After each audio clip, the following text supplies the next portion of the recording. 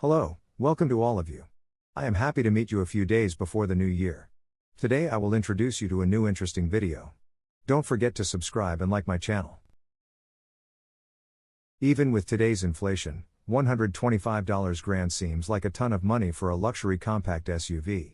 It may make fabulous Italian music and dance down a twisty road better than Beyoncé, but our expectations for the range-topping, Nettuno V6-powered 2023 Maserati Grecale Trofeo proved too high to earn it a Trofeo, or finalist berth, at our 2023 SUV of the Year event. Might a 4-cylinder Grecale in GT or Modena trim have fared better? We went to Italy to sample them in the hills above, where else, Modena to find out. Important undersells the Grecale's significance to Maserati. As the brand's entry-level, most affordable product competing in one of the globe's hottest segments, its success is vital to the Trident's ability to market supercars like the MC20 and luxury Grand Tourers like the Gran Turismo, to field a Formula E racing team, launching this spring, and to electrify its lineup by 2030. Perhaps it's fitting then that the entry-level variants may prove to be the strongest. For the uninitiated, the Grecale is a compact luxury SUV based on the same Giorgio platform that underpins the Alfa Romeo Stelvio, but it's stretched a half-size to provide more rear seat space and cargo volume.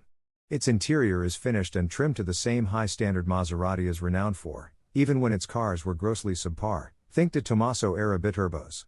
That's basically true whether you purchase the $64,995 base GT model, the $74,395 Modena version we sampled, or the range-topping Trofeo, which starts at $103,995 but can easily climb to or beyond the $800,000 point where our Suvati competitor landed.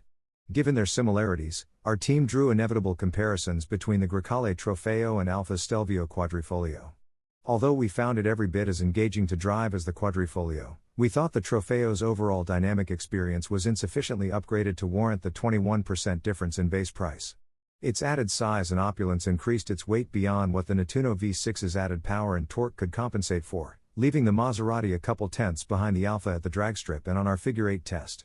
The lower trim Grails will still outweigh their Alfa counterparts, and the additional 16 to 45 horsepower and 26 more pound-to-foot derived by their engines are unlikely to overcome that weight disparity, especially pulling through taller axle gearing that at least delivers 1 mile per gallon better highway and combined fuel economy.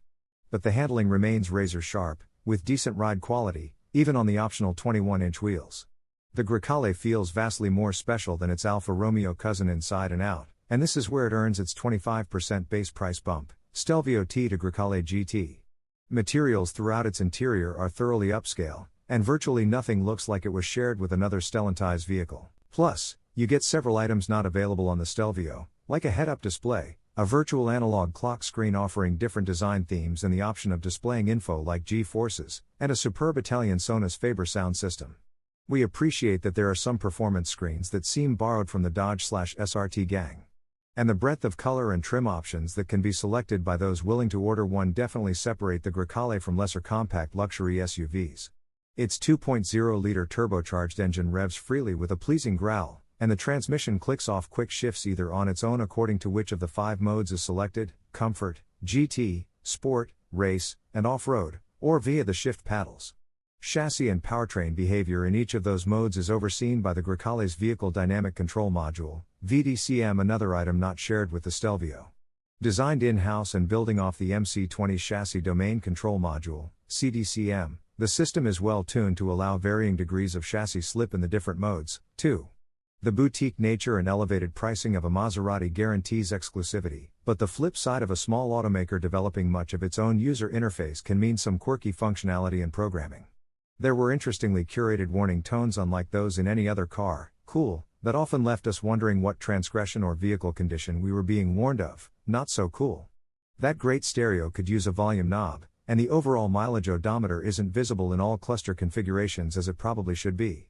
Although the Maserati Grecale clearly isn't for everyone, in its GT or Modena guises, you get a lot of panache, exclusivity, and sumptuous materials for a reasonable upcharge, all in an engaging vehicle that never lets you forget where it was born. Thank you all for watching our video till the end. Finally, don't forget to like and subscribe to my channel. Thank you.